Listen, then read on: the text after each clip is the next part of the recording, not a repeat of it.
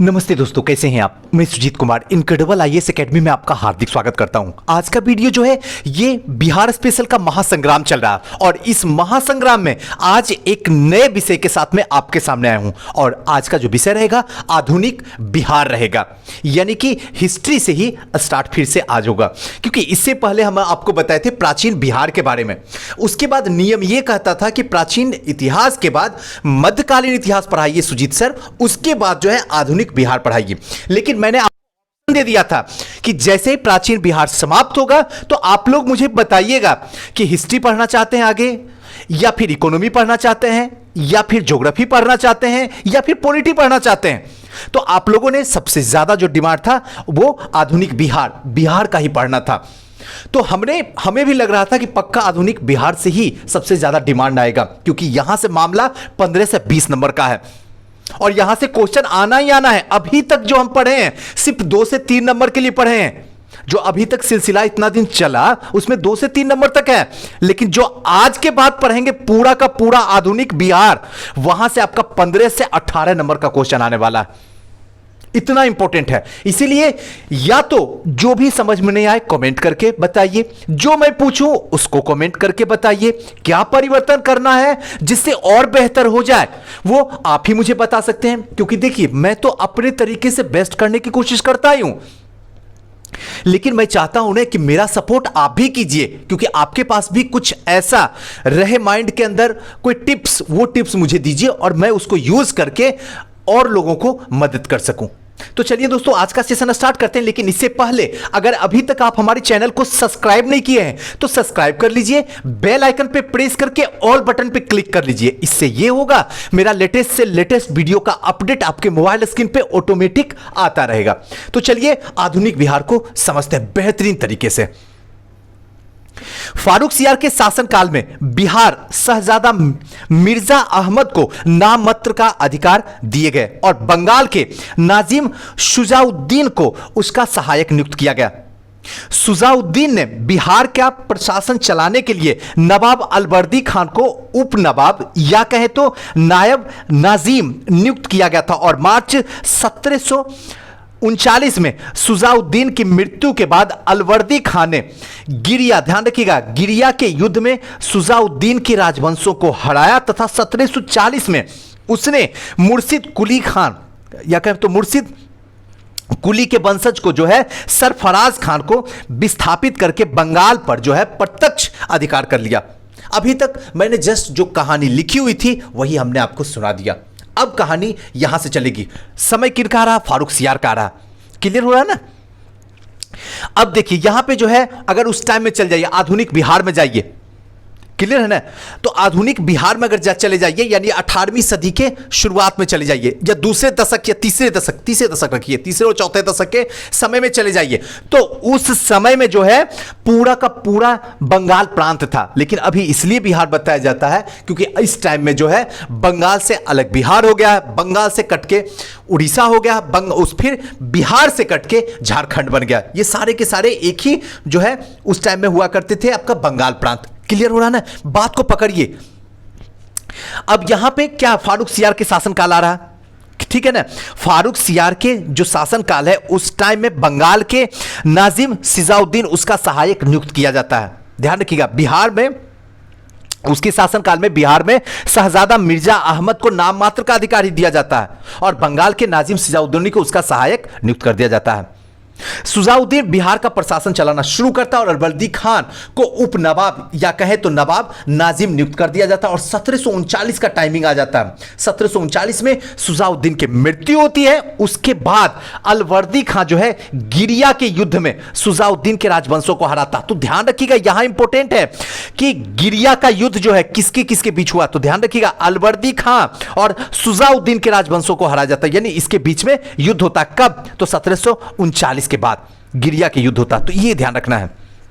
1740 में इसने मुर्शिद कुली के वंशज को सरफराज खान को विस्थापित करके बंगाल में भी प्रत्यक्ष अधिकार कर लिया। क्लियर? अब आते हैं आगे।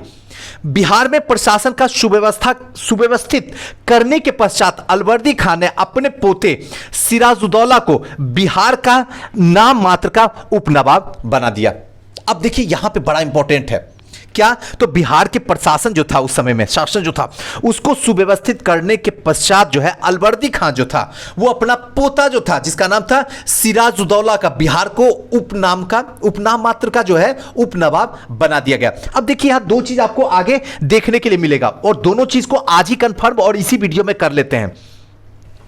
एक जो है वो ध्यान रखिएगा, सॉरी एक सेकेंड आपको याद दिलवाता हूं, यह है शिशु, शिशु तो याद ही रहेगा, बहुत इंपॉर्टेंट बात बता रहा हूं। सी मतलब क्या हुआ, सिराजुद्दौला, सिराजुद्दौला क्लियर हो रहा है ना, और सु मतलब सुजाउद्दौला, ध्यान रखिएगा सुजाउद्दौला, बस ट्रिक है, यानी कि सिराजुद्दौला जो है, शिशु याद रखिएगा क्योंकि ऐसे कंफ्यूजन में आ जाएगा। शिशु का मतलब क्या हुआ, हाँ शिशु का मतलब क्या हुआ, सी मतलब सिराजुद्दौला, और सिराजुद्दौला कहां का नवाब था, तो याद रखिएगा बंगाल का नवाब था। और शू का मतलब क्या हुआ, सुजाउद्दौला, सुजाउद्दौला कहां का था, तो अवध का नवाब था। दोनों याद रखिएगा क्योंकि दोनों में कहीं ना कहीं जो है आपको जो है मिसअंडरस्टैंडिंग होगी, कंफ्यूजन क्रिएट होगा, इसलिए आज के बाद कंफ्यूजन बंद। शिशु याद रखना, सी मतलब सिराजुद्दौला जो पहले आएगा बंगाल और दूसरा आएगा वो कहां हो जाएगा, तो याद रखिएगा अवध, क्लियर है, अवध का नवाब। अब आते हैं, अब देखिए समझिएगा, अब आपको अच्छे तरीके से समझ में आ जाएगा। तो हम अभी आपको क्या बताएं, सिराजुद्दौला, ध्यान रखिएगा, और सुजाउद्दौला, तो सिराजुद्दौला कहां हो गया, तो सीधे बंगाल के नवाब पे चले जा रहे हैं, क्लियर हो रहा ना। अब आगे की कहानी, सिराजुद्दौला द्वारा अलवर्दी खां के खिलाफ किया गया विद्रोह वहां के तत्कालीन दीवान राजा जानकी राम के द्वारा जो है विफल कर दिया गया। यानी कि जो सिराजुद्दौला के द्वारा अलवर्दी खान के खिलाफ किया गया विद्रोह था सिराजुद्दौला के द्वारा, उसको तत्कालीन दीवान राजा जो था जानकी राम के द्वारा विफल कर दिया जाता है। आगे अलवर्दी खान को 1733 में, याद रखिएगा, अलवर्दी खान को 1733 में बिहार के डिप्टी गवर्नर जो है नियुक्त कर दिया जाता है। नेक्स्ट जो है, राजा जानकी राम के पश्चात राम नारायण को बिहार का दीवान बना दिया था। जानकी राम के पश्चात जो है राम नारायण को बिहार का दीवान बना दिया जाता है। अलवर्दी खान को 1756 की में मृत्यु हो गई। अलवर्दी खान 1756 में चले जाते हैं, उसके साथ में सिराजुद्दौला जो है वो बंगाल का क्या बन जाता है, नवाब बन जाता है। अलवर्दी खान की मृत्यु और सिराजुद्दौला की जो है बंगाल में क्या होता है, वो नवाब बन जाता है, क्लियर। अब यहां के बाद आगे सिराजुद्दौला के प्रतिद्वंदी और विरोधियों में प्रमुख थे पूर्णिया के नवाब, ध्यान रखिएगा, पूर्णिया के नवाब जो थे शौकत जंग, जो कि चचेरा भाई लगते थे किसके, तो ध्यान रखिएगा सिराजुद्दौला के। इनके जो प्रतिद्वंदी विरोधी थे वो पूर्णिया के नवाब शौकत जंग जो कि चचेरा भाई थे, और सिराज की मौसी, ध्यान रखिएगा, सिराज की मौसी घसीटी बेगम तथा उसका सेनापति मीर जाफर अलवर्दी खान का क्या था, दामाद था। ध्यान रखिएगा, मीर जाफर जो था वो अलवर्दी खान का क्या था, दामाद था, इत्यादि था। कहने का मतलब कि सिराजुद्दौला जो थे, ठीक है, नवाब कहां के, तो बंगाल के, इनके अपने ही परिवार वाले इनके पैर खींचने पे लगे हुए थे। एक तो शौकत जंग था जो चचेरा भाई था, जो कि पूर्णिया का नवाब था, एकदम पकड़िएगा बात को। दूसरा जो थी इनकी मौसी थी घसीटी बेगम, और तीसरा इनका जो सेनापति मीर जाफर था, ध्यान रखिएगा, मीर जाफर, ये मीर जाफर वही है जो कि अलवर्दी खान का दामाद था, ध्यान रखिएगा, वो था। अपने विरोधियों के दमन के क्रम में सिराजुद्दौला ने घसीटी बेगम को बंदी बना दिया। अपने विरोधियों के दमन को समाप्त करने के क्रम में क्या करता, सिराजुद्दौला घसीटी बेगम को बंदी बना दिया, और मीर जाफर के स्थान पे मीर मदान, ध्यान रखिएगा, मीर जाफर के स्थान पे जो है मीर मदान को क्या कर दिया जाता है, सेनापति नियुक्त कर दिया जाता। अब मीर जाफर हट जाते हैं और मीर मदान को नियुक्त कर दिया जाता। क्लियर हो रही है। अक्टूबर 1756 में, ध्यान रखिएगा, मनिहारी के युद्ध में सिराज ने शौकत को पराजित करके उसकी हत्या कर देता है। यह कब की कहानी है, 1756 की कहानी है। और कौन से युद्ध में, तो मनिहारी के युद्ध में सिराज ने शौकत को पराजित कर देता है। और 23 जून 1757 को पलासी नामक स्थान पर ऐतिहासिक पलासी युद्ध होता है। 23 जून, कभी कभी क्वेश्चन पूछ देता है, 1757 तो आपको 1757 जो है यहां पे थोड़ा सा मिसप्रिंटिंग कर दिया गया है, ठीक है। पलासी का युद्ध हुआ था जिसमें सिराजुद्दौला की क्या हो जाती है, मृत्यु हो जाता है। ये पलासी का युद्ध अलग है, ध्यान रखिएगा। और एक जो है वो क्या होगा, 1857 की क्रांति वो अलग है, जस्ट इसके 100 साल बाद होता। तो प्लासी का युद्ध होता कहां पे, तो ध्यान रखिएगा प्लासी कहां है, तो बंगाल में है। उसके 100 साल के बाद जो है 1857 का युद्ध था। प्लासी के युद्ध में क्या होता है, ये सिराजुद्दौला की जो मृत्यु होती है, थोड़ा सा डिटेल बताते हैं। सिराजुद्दौला की जो मृत्यु होती है उसके सेनापति जो होता है कौन, तो मीर जाफर जो होता है, मीर जाफर की दगेबाजी की वजह से ही क्या होता है, सिराजुद्दौला की मृत्यु होती है। और इस टाइम में अंग्रेज जो है प्लासी का युद्ध जीत जाते हैं। प्लासी का युद्ध जीतने के बाद कहीं ना कहीं लगता है कि कुछ न कुछ इसके अंदर क्या है, कुछ न कुछ दगेबाजी हुई है, कुछ न कुछ गलत किया है अंग्रेजों ने। बात समझ रहे हैं ना, कहीं कहीं धोखे से इस युद्ध को जीता गया है। तब तक अभी पूरे हिंदुस्तानी पूरी तरीके से कंफर्म है, हम अभी आजाद हैं। लेकिन जैसे ही बक्सर का युद्ध 1764 में होता है और उस टाइम में जब अंग्रेज जीत जाते हैं तो कंफर्म हो जाता है कि अब हम गुलाम हो गए। क्लियर बात को पकड़िएगा। अब यहां के बाद प्लासी के युद्ध के पश्चात जो है लॉर्ड क्लाइव ने मीर जाफर को जो है बंगाल का नवाब नियुक्त कर दिया गया। अब मुझे यह बताइएगा कि प्लासी जो है वो कहां पे है, तो ध्यान रखिएगा ये जो है प्लासी कहां पे है, तो बंगाल में। प्लासी किस नदी के किनारे बसा हुआ, जरा कमेंट करके मुझे बता दीजिए। आप अगर आप सुन रहे हैं मेरी बात को तो कमेंट कीजिए, चाहे जहां से भी सहारा लीजिए, लेकिन खुद से मुझे बताइए कि प्लासी जो है कौन से नदी के किनारे बसा हुआ, क्योंकि एक बार ने 1000 बार क्वेश्चन ये पूछा गया है। नेक्स्ट है प्लासी का युद्ध होता है, ध्यान रखिएगा कब, 1757 में प्लासी की युद्ध, 1764 में बक्सर का युद्ध और 1857 में फिर जो है क्रांति होती है, 1857 की क्रांति।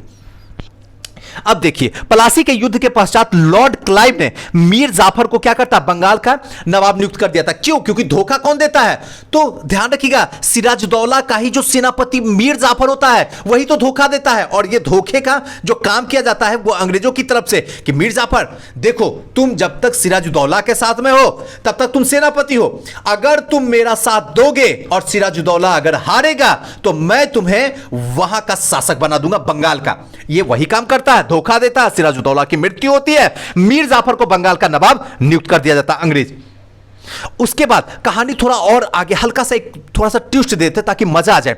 मीर जाफर को बना देता है और इसी टाइम में इसका जो दामाद होता है मीर कासिम, जो कि बहुत ही होनहार होता है। ध्यान रखिएगा मीर जाफर मीर कासिम में अंतर है। मीर जाफर जो है दामाद है और मीर कासिम जो है, सॉरी मीर जाफर जो है ससुर है और मीर कासिम जो है वो क्या है, मीर जाफर का दामाद है। स्टार्टिंग में तो इसको बना देता है लेकिन देखने में लगता है कि अरे ये तो बस एक मुखौटा के रूप में जो कहा जाता है वही करता है, तो इसको फिर से हटा के इसके जो दामाद होते हैं मीर कासिम को उसको ला दिया जाता है। लेकिन वो अपने दिमाग से चलता है तो अंग्रेजों के लिए ये अच्छा नहीं होता, फिर से उसको हटा दिया जाता है और उसके जगह पे जो है मीर जाफर को रख दिया जाता है। उसका हटना और 1764 का जो है आपका बक्सर का युद्ध शुरू हो जाना। देखिए सब कुछ एक दूसरे से कनेक्ट है और मैंने हमेशा बताया कि जब भी आप हमारी क्लास अटेंड कर रहे हैं, जब सुन रहे हैं, तो एकदम भूल जाइए कि आप घर में हैं, आप भूल जाइए कि आप मोबाइल यूज कर रहे हैं, आप भूल जाइए कि आप 21वीं सदी में हैं। आपको सीधे उठा के कहां लेके जा रहा हूं, तो ध्यान रखिएगा 18वीं सदी के मध्य में यानी 1757 में ले जा रहा हूं, उस युद्ध में प्लासी में लेके जा रहा हूं बंगाल में, जहां सामने खड़ा करके मैं आपको इंट्रोडक्शन दे रहा हूं, जो जो कहानियां हुई है उसकी वृतांत आपको बता रहा हूं। जब ये फील कीजिएगा ना तभी हिस्ट्री बच्चों का खेल है, वरना हिस्ट्री तो ना अच्छे अच्छे को पागल करके रख देता है, समझ के बाहर की बात है। बस हिस्ट्री का यही ट्विस्ट कोई भी आपको नहीं बताता है, बस फील करो हिस्ट्री। जिस दिन फील करने आ गया ना हिस्ट्री, उस दिन हिस्ट्री सच में बच्चों का खेल है। आप जब पढ़ते हो तो हिस्ट्री आपको, मेरे सेशन में आपको मजा आता, मेरे सेमिनार में मजा आता, उसके बाद खुद से क्यों नहीं मजा आता? क्यों? इसकी वजह बस इतनी सी है कि हम आपको उस घटना में एंट्री करवा देते हैं, उस दुनिया में, और वहां जाकर आपको समझाने की कोशिश करते हैं जो फटाफट आपके दिमाग के अंदर आ जाता है।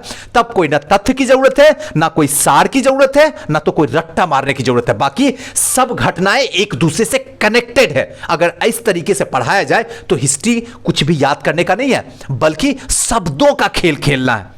क्लियर? चलिए आते हैं वहां से निकल के बाहर। अब क्या होता है कि लॉर्ड क्लाइव ने मीर जाफर के पुत्र जो होता है मीरन, ध्यान रखिएगा मीर जाफर का पुत्र मीरन और मीर जाफर का दामाद वो कौन होगा? मीर कासिम। दोनों ध्यान रखना है। अब इसका पुत्र मीरन को क्या किया जाता है? बिहार के उपनवाब नियुक्त कर दिया जाता है, लेकिन वह सिर्फ नाम मात्र का प्रशासक होता है, बस नाम के मतलब का है। सारा काम जो है अंग्रेजी करते हैं, जबकि वास्तविक सत्ता बिहार के नायब निजाम जो है राजा राम नारायण के हाथों में थी। मतलब वास्तविक सत्ता जो थी बिहार की, वो किसके हाथों में थी? तो राजा राम नारायण के हाथों में थी। और नाम मात्र की जो सत्ता किसके पास में थी? तो मीर जाफर के पुत्र मीरन के हाथ में दे दिया गया था। क्लियर हो रहा है ना? चलिए लौट के आगे चलते हैं। इलाहाबाद की संधि के बाद रॉबर्ट क्लाइव ने 2 उप दीवान नियुक्त किए। इनमें बंगाल के लिए मोहम्मद रजा खां, ध्यान रखिएगा, रजा खान, और बिहार के लिए सिताब राय। तो ध्यान रखना है, बिहार के लिए पढ़ रहे, बीपीएससी के लिए पढ़ रहे तो सिताब राय को याद रखना, लेकिन बंगाल को भी भूलना नहीं है, क्योंकि आज बिहार अलग है, लेकिन जो कहानी यहां पे घट रही है पलासी के युद्ध में, उस टाइम में प्रांत था, और प्रांत जो था वो कौन था? सिर्फ एक बंगाल था। क्लियर हो रहा है? तो दोनों याद रखिएगा, लेकिन मेन रूप से आपको याद रखना है बिहार वाला सिताब राय थे। दीवान उप दीवान यहां बनाए गए थे। नेक्स्ट आते हैं अली गौहर, यानी कि शाह आलम द्वितीय का ही नाम था अली गौहर। 1760 में पटना में घेरा डाल दिया और कैप्टन नॉक्स के नेतृत्व में ब्रिटिश सेना ने उसे क्या किया? मार देता है। अली गौहर को, यानी कि शाह आलम द्वितीय को। कहां मरता? तो पटना में मरता। यह ध्यान रखिएगा। सॉरी, अली गौहर को बिहार का अभियान 1759 में समाप्त हुआ था। अली गौहर का बिहार अभियान जो है 1759 में क्या हो गया? समाप्त हो गया, क्योंकि 1760 में तो उसे मार ही दिया गया था। नेक्स्ट है मुगल साम्राज्य आलमगीर द्वितीय की मृत्यु के बाद, मुगल साम्राज्य आलमगीर द्वितीय जो है उनकी मृत्यु के बाद जो होता है, अली गौहर ने दिल्ली के सिंहासन पे अधिकार करके अंग्रेजों का सहयोग करना शुरू करता। कौन? तो अली गौहर। और यह अली गौहर कौन है? तो शाह आलम द्वितीय है। यह किसका सपोर्ट करना शुरू कर देता है? तो अंग्रेजों का सहयोग करना शुरू कर देता है। पटना में अंग्रेजों की फैक्ट्री में अली गौहर का राज्याभिषेक हुआ था। कहां पे? तो अली गौहर का राज्याभिषेक पटना के फैक्ट्री में हुआ था। कई बार ये क्वेश्चन पूछा गया, तो याद रखिएगा, अली गौहर रहे या फिर आपको दिया रहे शाह आलम द्वितीय, तो दोनों सही है। तो ऐसे कंडीशन में ऑप्शन नंबर ई को टच करने की कोशिश कीजिएगा, वही सही होगा। 1760 में मीर जाफर के स्थान पर मीर कासिम को बंगाल का नवाब नियुक्त किया गया था। हमने ऊपर ही बता दिया था। एक ससुर है, दूसरा दामाद है। ससुर कौन है? तो मीर जाफर है, और मीर कासिम कौन है? तो दामाद है। अभी ऊपर में ही आपको सब कुछ बता दिया था। नवाब बना जाता है। नवाब मीर कासिम ने अपनी राजधानी मुर्शिदाबाद से हटा के क्या कहां कर दिया जाता है? तो मुंगेर में कर दिया जाता है। यह क्या देखता कि अंग्रेज जो है हर तरीके से राजा तो हमको बना दिए, लेकिन सारा कारोबार वही कर रहे हैं। तो ऐसे कंडीशन में इसने एक्शन लेने के लिए क्या करता है कि जो बंगाल में इसकी जो होती है राजधानी, उसको वहां से हटा के कहां पर रख दिया जाता है? मुंगेर स्थापित कर दिया जाता है। उससे पहले ढाका होता है, ध्यान रखिएगा, उससे पहले जो है ढाका होता। सिराजुद्दौला जो है उस समय जो है वो ढाका था। सिराजुद्दौला ही ने ढाका से कहां कर देता है? बंगाल कर देता है। और फिर आगे चल के मीर कासिम जो आता है वो क्या करता है? बंगाल से उठाता है राजधानी और मुंगेर स्थापित कर देता। बहुत इंपॉर्टेंट है, हर बार क्वेश्चन पूछा जाता है, लेकिन आप गलत कर देते हो। मुझे विश्वास है अब के बाद ऐसी गलती आपसे नहीं होगी। नेक्स्ट क्वेश्चन पे नेक्स्ट पॉइंट पे आते हैं। 1764 ईस्वी में अंग्रेजी सेना के साथ मीर कासिम, अंग्रेजी सेना के साथ मीर कासिम, ये मीर कासिम कौन है? बताइए। मीर कासिम ये क्या है? मीर जाफर का दामाद है। याद रखना, मीर जाफर का दामाद है। अवध के नवाब जो है सुजाउद्दौला, अभी बताया उन्हें, सीसू, सी मतलब सिराजुद्दौला, सु मतलब सुजाउद्दौला। सिराजुद्दौला का मतलब कहां का? तो बंगाल का नवाब, और सुजाउद्दौला का मतलब कहां का नवाब? तो अवध का नवाब। स्टार्टिंग से ही मैंने बता दिया हूं। अब देखिए अब कहानी कैसे होती है। अवध का नवाब जो है सुराजुद्दौला, ध्यान रखिएगा, सुजाउद्दौला भगोड़े मुगल शासक शाह आलम द्वितीय की संयुक्त सेना की मुठभेड़ में बक्सर में होती है। अब जो इतिहास में बक्सर के युद्ध से नाम से जाना जाता है, सर हेक्टर मुनरो के नेतृत्व में अंग्रेज की सेना ने तीनों शासकों की संयुक्त सेना को पराजित कर देता है। और ये इंपॉर्टेंट है कि बक्सर का युद्ध कब हुआ था। यहां 3 क्वेश्चन इंपॉर्टेंट है। बक्सर का युद्ध कब हुआ था? याद रखिएगा 1764 में हुआ था।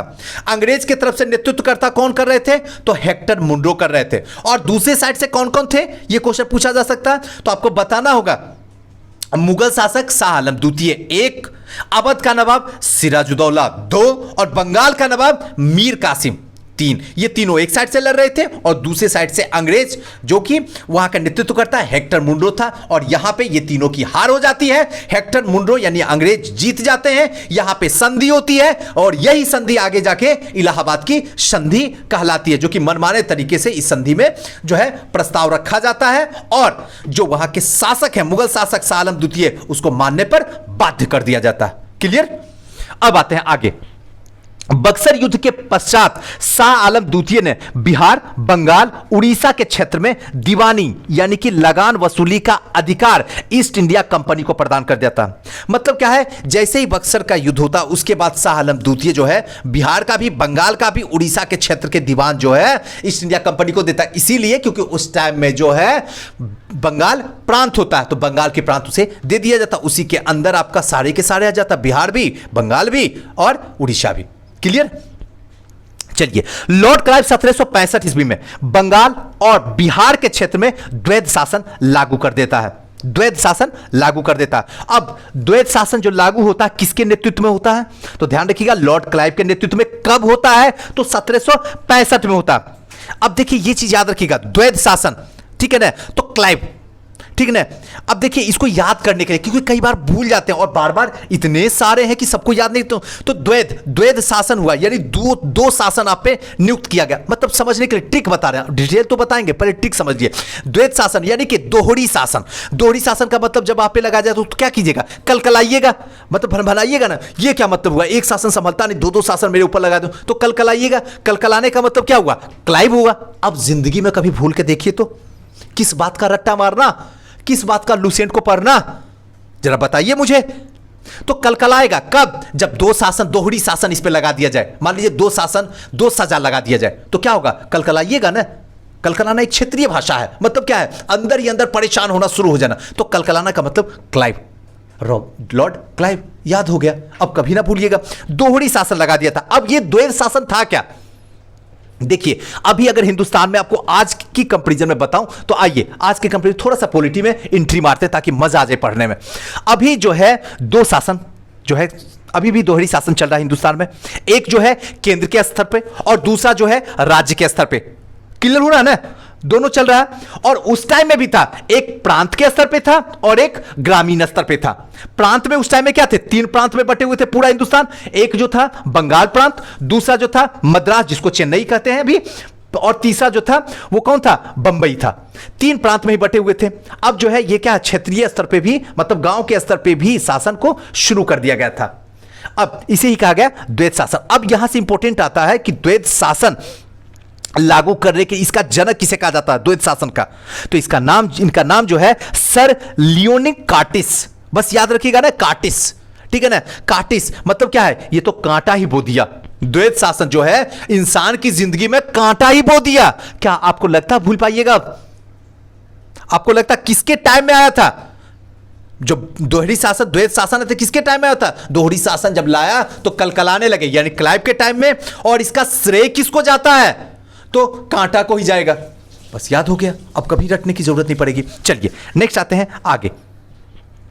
इस समय बिहार का प्रशासन मिर्जा मोहम्मद काजिम खान यानी कि मीर जाफर का भाई के पास था तथा उसकी सहायता के लिए उप सूबेदार धीरज नारायण था।